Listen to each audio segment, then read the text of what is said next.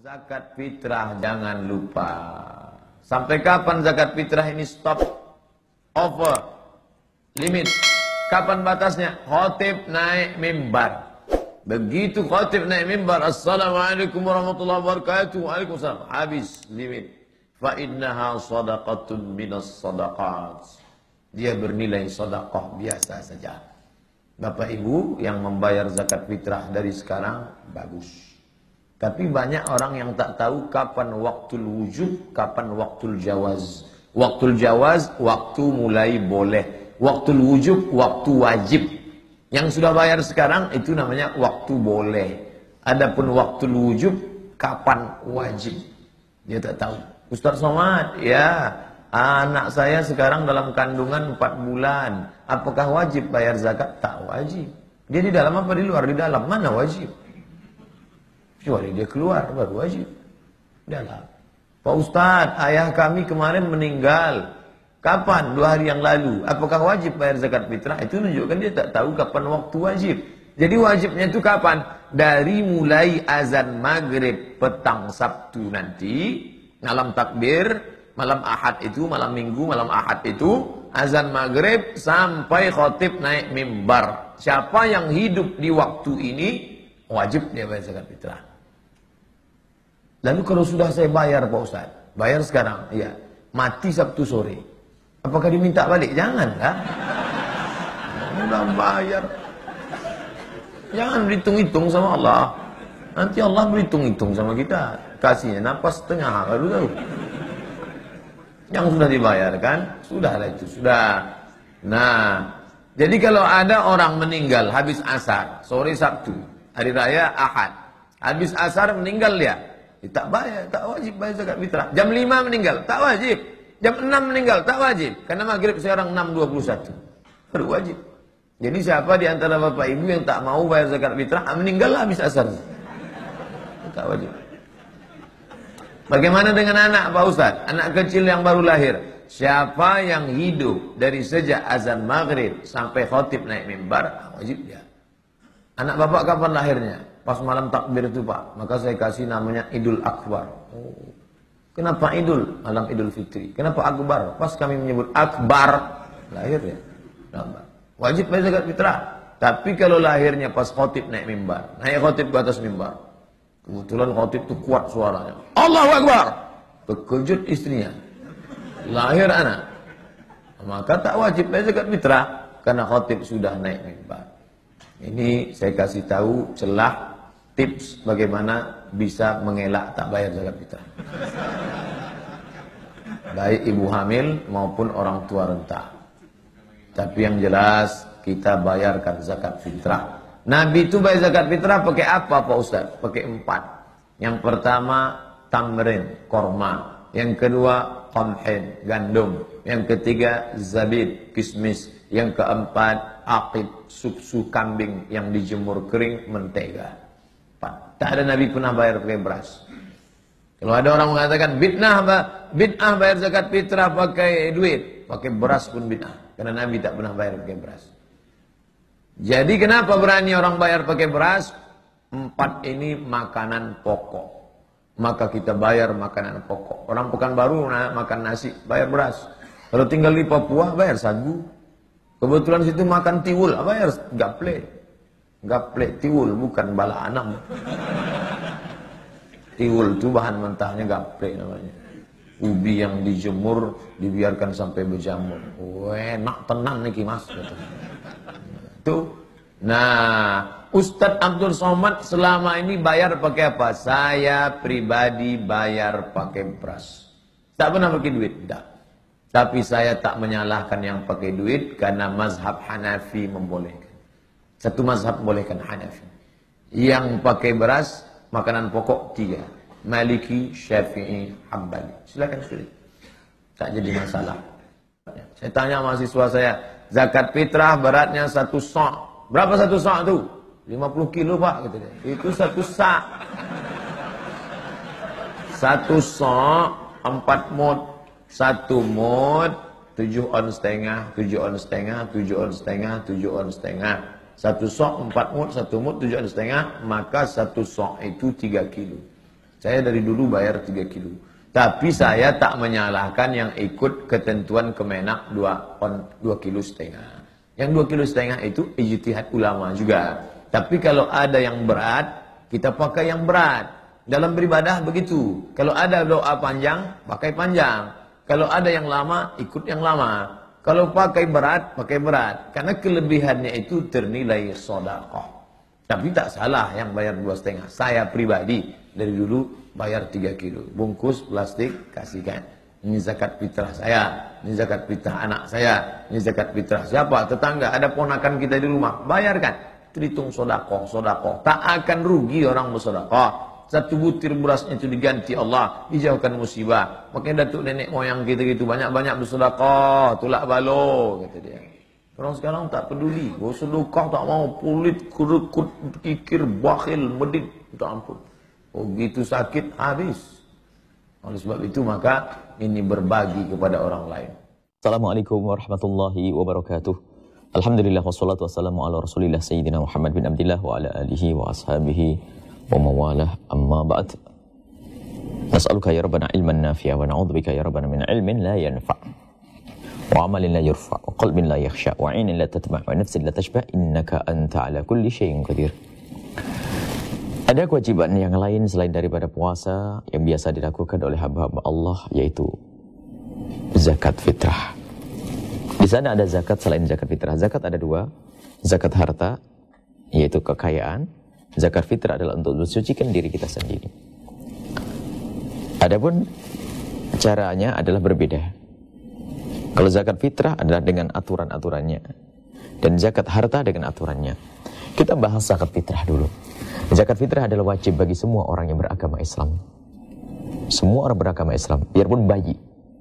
Kalau bayi, yang wajib mengeluarkan adalah orang tuanya. Dengan syarat, kalau zakat fitrah itu harus dibayar. Dengan syarat, orang tersebut di hari raya tersebut punya kelebihan uang yang kelebihan bahan makanan. Kalau ada orang di hari raya tidak punya apa-apa, tidak wajib mengeluarkan zakat fitrah. Jika seandainya sehari di hari raya Anda butuh 5 kilo dan Anda punya duit 5 kilo, punya beras 5 kilo, maka Anda tidak wajib mengeluarkan zakat. Jika Anda butuh makan di hari raya itu 5 kilo, ternyata Anda punya beras 10 kilo, maka 5 kilo itu untuk zakat fitrah. Adapun zakat fitrah sesuai. Kalau memang itu untuk 2 orang. Adapun per orangnya kurang lebih adalah 2,5 kilo atau 1 sok atau 4 mud. 1 sok 2,5 kilo kurang lebihnya. Dan zakat fitrah itu wajib. Dan ingat, jangan sampai ada di antara kita yang meninggalkan zakat. Zakat fitrah itu akan menjadi wajib jika seseorang sempat menemui Ramadan dan menemui hari raya. Kalau ada orang menemui Ramadan saja, tidak menemui hari raya, tidak wajib zakat. Contoh, besok lebaran. Kalau besok lebaran, berarti sore ini adalah hari terakhir. Kalau ada seseorang mati di hari terakhir ini sebelum maghrib, maka tidak wajib zakat fitrah. Biarpun dia menemui Ramadan, tapi dia tidak menemui tidak menemui hari raya. Atau sebaliknya, ada bayi yang terlahir setelah maghrib hari raya, berarti tidak sempat bertemu di bulan Ramadan, maka tidak wajib baginya untuk bayar zakat fitrah karena hanya menemui hari raya. Berbeda jika lahirnya sebelum maghrib, sempat menemui Ramadan dan maghribnya masuk hari raya, dia sempat bertemu Ramadan, bertemu hari raya, wajib zakat fitrah. Termasuk di antaranya orang yang mati setelah maghrib masuk hari raya, bertemu Ramadan, masuki hari raya dalam keadaan masih hidup kemudian mati, berarti dia sempat menemui hari raya dan Ramadan, maka wajib membayar zakat fitrah. Dan zakat fitrah diberikan pada fakir miskin. Awas, hati-hati, fakir miskin. Bukan untuk membangun masjid, bukan untuk bangun madrasah. Takutlah kepada Allah. Orang fakir pada menunggu, berikan kepada orang fakir, mereka yang berhak. Jangan sampai mereka kebingungan di hari raya. Dan di sana ada lagi hari zakat mal, zakat harta. Wahai para pedagang dengan perdaganganmu, wahai para petani dengan pertanianmu. Karena waktunya singkat, tidak akan mungkin kita celentrehkan. Tidak akan takutlah kepada Allah. Harta yang Allah berikan kepadamu lalu tidak engkau beri zakat, maka ketahuilah akan menjadi sebab engkau nanti akan dibelenggu dengan api di lehermu, dikalungkan api neraka di lehermu. Dan hukumannya besar di hadapan Allah Subhanahu wa taala. Sadarlah wahai hamba-hamba Allah yang sudah diberi Allah kekayaan. Dan sungguh zakat adalah mudah. Tidak ada orang yang keberatan dalam zakat kalau orang itu faham. Sebab yang tidak punya duit tidak wajib zakat. Dan zakat adalah mudah. Dan nanti kami telah membahas dalam sebuah CD panjang lebar agar tentang zakat. Kita tentang zakat. Di situ ada penjahat dalam zakat, ada penjahat dalam zakat. Yang pertama adalah orang yang kaya tidak membayar zakat, penjahat dalam zakat. Dia memakan hartanya anak yatim dan anak fakir tanpa disadari. Yang kedua adalah penjahat zakat. Yang kedua tidak ngerti ilmu membagi zakat, ternyata dia membagi-bagikan zakat sehingga salah. Orang yang tidak berhak menerima zakat ternyata diberi, termasuk untuk bangun masjid, madrasah haram, tidak diperkenankan yang demikian itu. Yang ketiga adalah orang yang tidak berhak menerima zakat tapi tidak menerima zakat. Takutlah kepada Allah. Akan tapi jadilah Anda orang yang tidak pernah terima zakat. Dengan begitu Anda akan wibawa mulia di hadapan Allah Subhanahu wa taala. Biarkan zakat untuk orang-orang yang fakir, biarkan zakat untuk orang membutuhkan, dan ketahuilah. Kemudian jangan sampai kita salah alamat. Zakat harus kita berikan kepada yang berhak, diutamakan nama shadaqatul fuqara. Al-Qur'an pakai sigat innama, kalimat innama untuk membatasi agar tidak dibuka. Karena apa? Di sini kita perlu untuk menjaga haknya. Dan Islam itu indah. Islam itu tidak memihak kepada orang fakir saja. Kepada orang kaya pun juga memihak, mohon maaf. Tidak semua orang kaya wajib zakat. Dan tidak semua orang punya duit wajib zakat. Contoh, ada sebagian orang yang subhanallah, semoga Allah mengampuni. Misalnya, karena begitu semangat menolong orang fakir, dolim kepada orang kaya. Nggak boleh menolong orang fakir dengan dolim kepada orang kaya, tidak boleh. Islam tidak boleh, tidak memperkenankan berbuat dolim. Apakah pada orang lemah atau orang kuat, orang fakir atau orang kaya. Ada sebagian di saat ada orang kaya, sudah Allah, karena begitu perhatian kepada orang fakir, sampai kalau melihat duitnya orang kaya itu nggak sabar, langsung dikit-dikit zakat, dikit-dikit zakat, dikit-dikit zakat. Sampai kita mendengar, ada seorang menjual asetnya, ada seorang menjual rumah misalnya harganya 3 juta atau 30 juta atau 3 miliar atau 2 miliar misalnya, jual rumah. Kecuali selagi dia menjual dan bukan jual beli, maka tidak wajib zakat. Anda harus paham ini.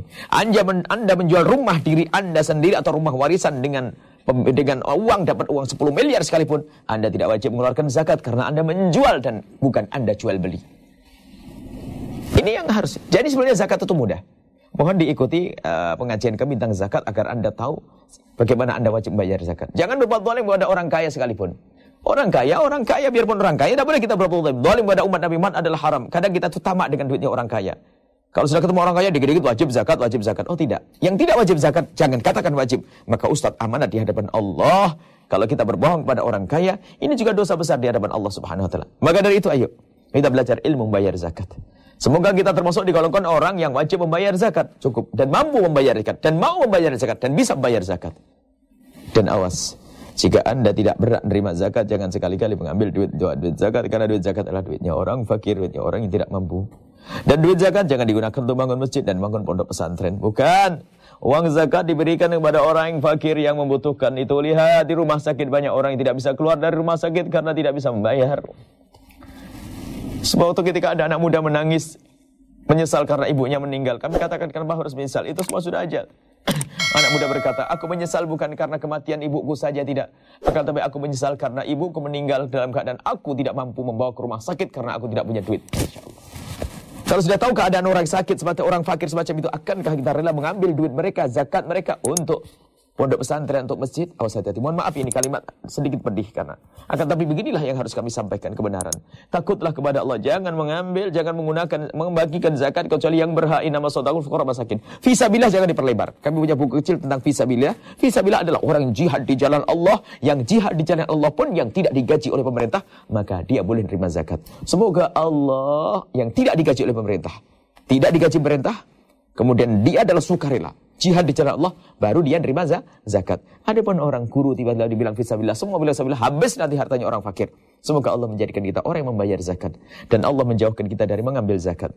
Dan jika Allah memberikan amanat kita untuk bagi zakat, semoga kita adil dan benar-benar adil dan semoga kita menjadi ahli surga semua. Orang kaya, orang yang wajib zakat yang mendengar suara ini semoga dimudahkan bayar zakat dan menjadi ahli surga.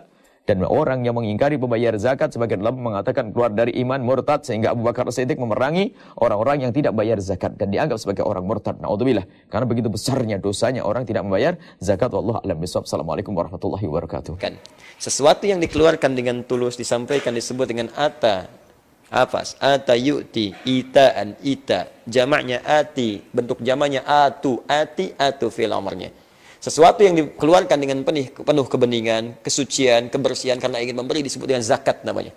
Sesuatu yang berkembang ingin memberi, ingin ngasih, tumbuh berkembang. At-taharatu wan numu, zakat. Makanya dalam Quran itu selalu zakat menggunakan ita'iz zakah atau wa'atuz zakah. Ya, Quran surah kedua ayat 43, wa aqimus shalah wa atuz zakah. Keluarkan zakat itu dengan penuh kesucian, perasaan tulus berikan kepada mereka. Maka Allah janji akan kembangkan apa yang kau berikan. Nah, yang diberikan itu supaya bisa makan besoknya. Supaya bisa makan, bukan untuk tujuan lain. Nah, tadi dalam bahasa Arab itu, makan pertama kali setelah selesai puasa disebut fitrun namanya sifatnya. Maka disebutlah zakat fitri namanya. Zakat fitri, asalnya fitri, bukan fitrah asalnya. Fitri. Jadi kalau Anda lihat narasi hadis-hadis Nabi SAW, Anda nggak akan temukan kalimat fitrah.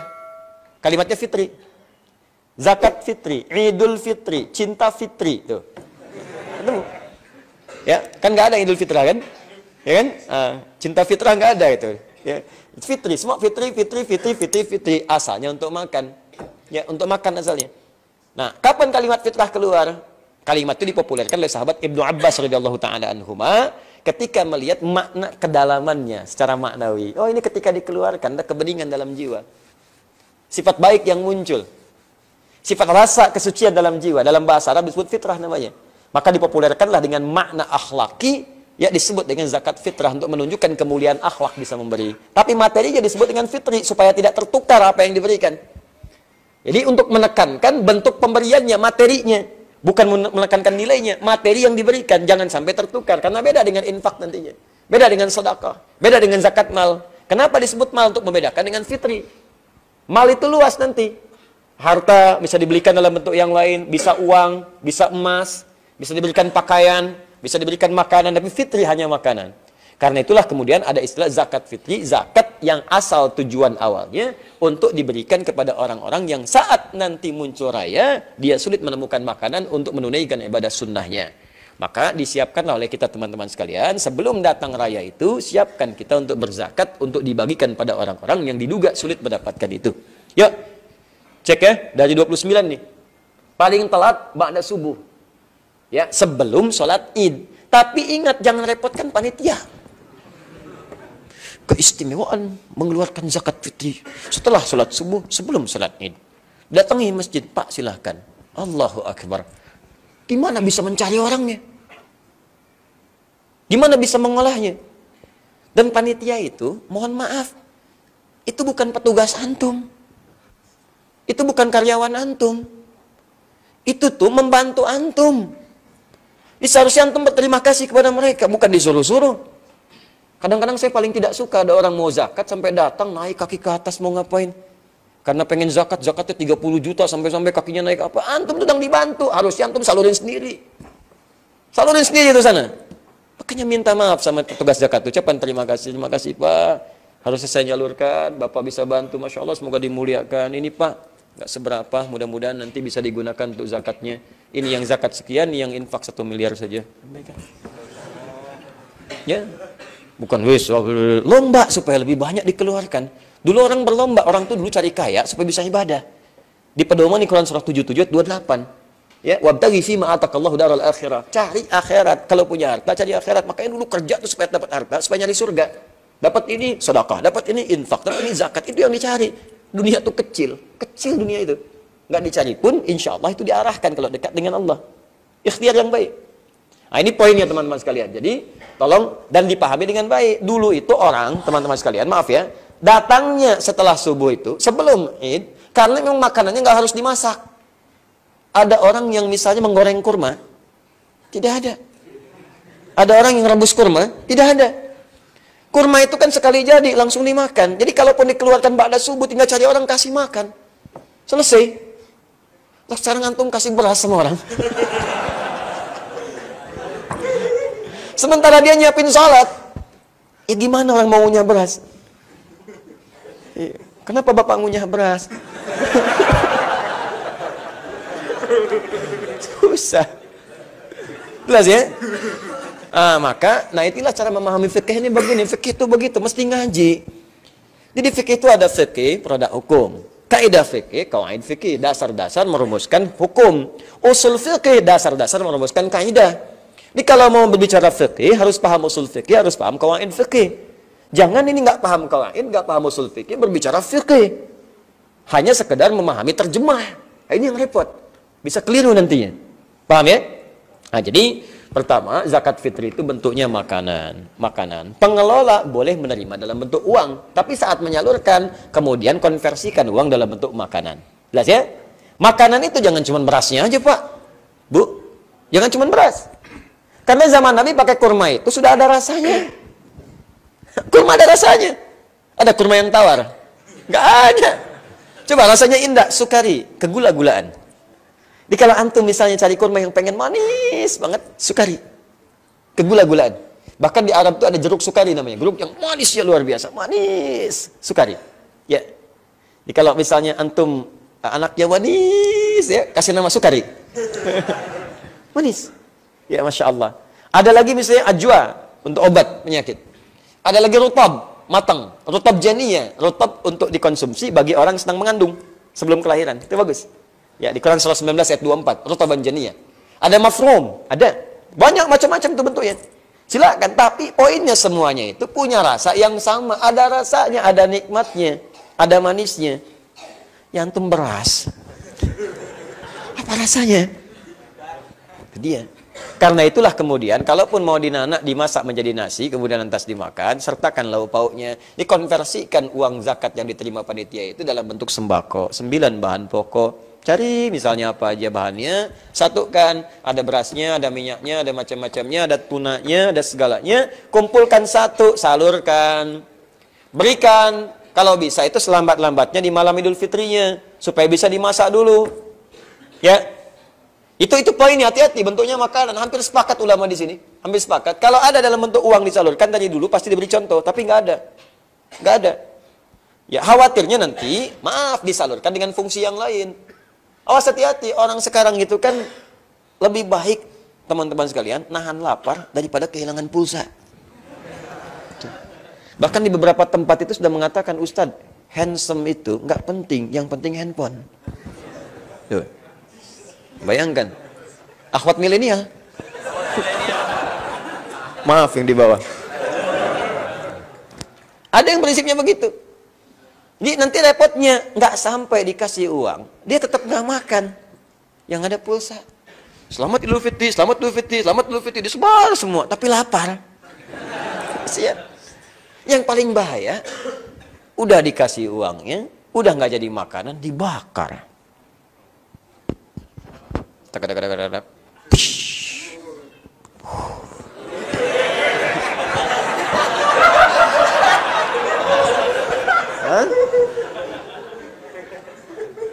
Kan Idul Fitri itu cuma 2. Kalau bukan aliran ru'yat, aliran hisab. Nggak ada aliran hisab. Itu yang bahaya nanti. Pernah ditanya, Ustaz, kalau saya ke surga, bisa nggak saya ngerokok? Saya bilang, boleh aja Pak, nanti ambil apinya di neraka.